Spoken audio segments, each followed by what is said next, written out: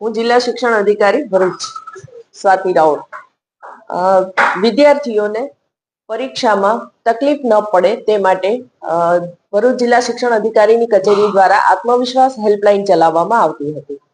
આ આત્મવિશ્વાસ હેલ્પલાઇનમાં અમારા 18 શિક્ષકોના ટેલિફોન નંબર, મોબાઈલ નંબર વિદ્યાર્થીઓને આપવામાં આવતા, જેથી તેઓને ક્યારેય પણ કંઈ પણ તકલીફ હોય તો તે શિક્ષકોનો સંપર્ક કરી શકે.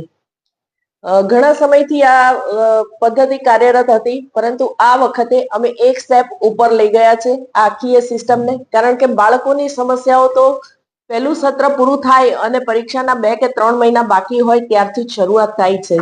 બાળકોને શિક્ષણની સાથે સાથે મનોવૈજ્ઞાનિક પ્રશ્નો પણ ઉદ્ભવતા હોય છે. એટલે આ ટીમને અમે એ રીતે સુસજ્જ કરી છે કે તે શૈક્ષણિક માર્ગદર્શન તો આપી શકે, પરંતુ